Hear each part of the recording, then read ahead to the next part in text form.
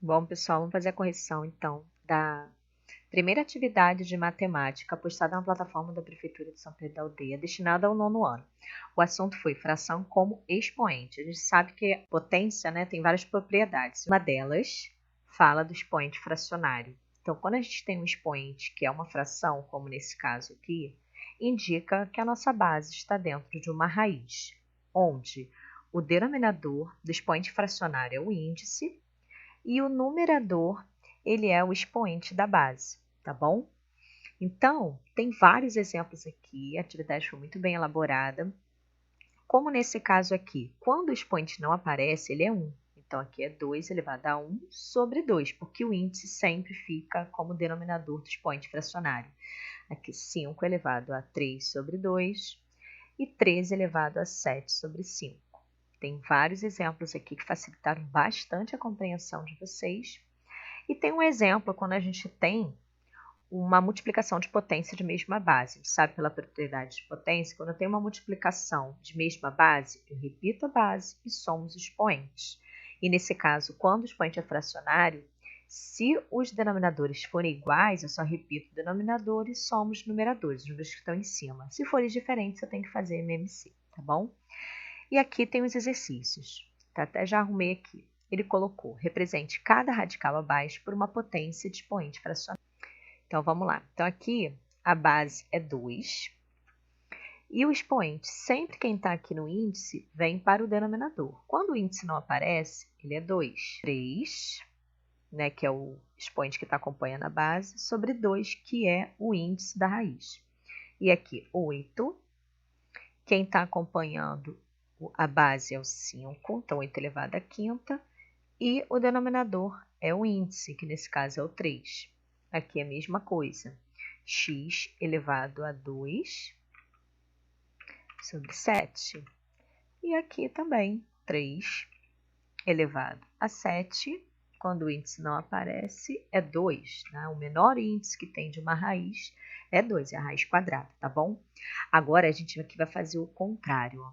Faça o processo inverso. Se eu tenho um expoente fracionário, indica que a base está dentro de uma raiz. Então, eu vou inserir aqui uma raiz para a gente conseguir fazer isso, tá bom? Então, vamos lá.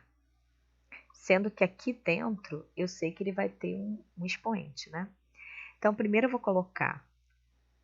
vou fazer isso com todos eles vão ficar dentro de uma raiz, né? Então, vou colocar aqui. Então, vamos lá. Eu vou ter aqui o A. Opa.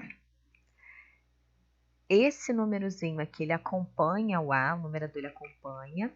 E o denominador do expoente fracionário, ele vai para o índice da raiz, tá bom? Aqui é a mesma coisa, ó. B. Esse denominador é o índice. E o numeradorzinho do expoente fracionário acompanha a base. Aqui é a mesma coisa. X. Esse numerador acompanha a base e o denominador é o índice da raiz. E aqui também, 3. Só que, olha o que acontece. 1, ele não necessariamente precisa aparecer, tá? Então, isto aqui, raiz quadrada de 3, você pode escrever da forma também tradicional, sem problema nenhum, tá?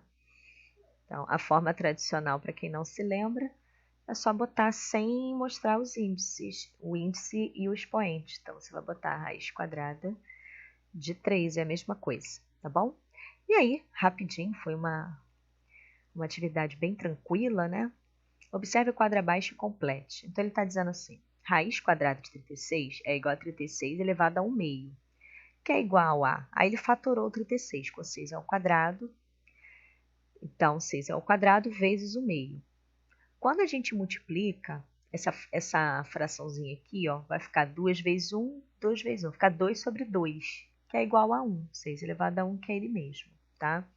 E ele fez isso com todos eles. Aí ele falou, compare B e C. Comparando B e C, que são essas duas aqui, verificamos que raiz quarta de 2 oitavos é igual a raiz quadrada de 2 a quarta. Por quê? Porque ele simplificou. Vou fazer aqui embaixo para vocês entenderem, tá bom? Senão vocês não vão entender. Então, por exemplo, Opa.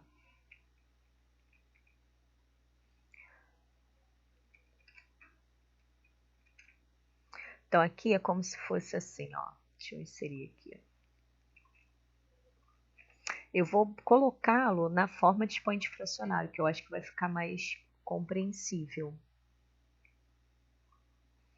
Então, aqui é 2, tá vendo? Elevado a 8 sobre 4. 8 sobre 4. E do outro lado, ele fala é igual. Deixa eu aumentar aqui o número para vocês visualizarem. E do outro lado, eu tenho 2